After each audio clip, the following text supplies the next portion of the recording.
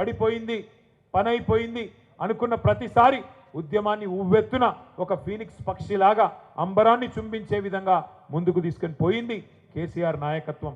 ఊహకందని వ్యూహాలను రచించిన చాణక్యుడు కేసీఆర్. ఎదురుదాడి ఎప్పుడు చేయాన్నో, వెనుకడుగు ఎప్పుడు వేయాన్నో కేసీఆర్ గారికి తెలిసినట్టుగా ఎవరికి తెలియదు. ఇలా కొంతమంది అనుకుంటున్నారు కేసీఆర్ గారు సంవత్సరంన్నర నుంచి కనబడతలేడు, వినబడతలేడు, మాట్లాడతలేడని. నేను వాళ్ళకు గుర్తు చేస్తున్నా, గోడకు ఏలాడదీసిన తుపాకీ కూడా సైలెంట్గానే ఉంటుంది, కానీ తీసినప్పుడు దాని కథ తెలుస్తుంది. గోడకు ఏలాడదీస్తే తుపాకీ కూడా సైలెంట్గానే ఉంటుంది, కానీ ఎప్పుడు బయటికి రావాలో, ఎప్పుడు పేలాలో, ఎప్పుడు ఏం చేయాలో ఆ నాయకుడికి తెలుసు. అందుకే కేసీఆర్ మాట్లాడితే సంచలనం, కేసీఆర్ మాట్లాడకపోతే కూడా సంచలనమే. ఇవాళ ముఖ్యమంత్రి ఉన్నాడు ఇక్కడ, ఒక ఆయన ఒక 3 ఫుట్ ఉంటాడు కానీ తీస్మార్కాన్ లెక్క మాట్లాడతాడు. ఆయన పెద్ద పెద్ద మాటలు మాట్లాడుతున్నాడు. నేను ఒకటే అడుగుతున్నా, 2 ఏళ్లలో ఒక్క ఉపన్యాసం చెప్పినావా కేసీఆర్ పేరు చెప్పకుండా?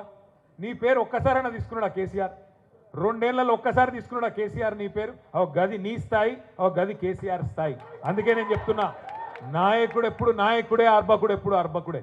మనం ఫరక్ పడేది ఏం లేదు. ఇట్లా మాట్లాడితే మళ్ళీ నాకు పొగరంటారు. ఏం చేయాలి? ఉన్నది ఉన్నట్టు చెప్తే అదో బాధ.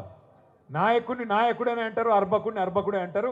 నువ్వు ఎన్ని పిల్లి మొగ్గలేసినా, ఎన్ని కుప్పిగంతులేసినా అవి హనుమంతుని ముందు కుప్పిగంతులు అయితే తప్ప నీతో ఊది గాలది పీరి లేవది. ఏం చేసుకుంటావో చేసుకోపో.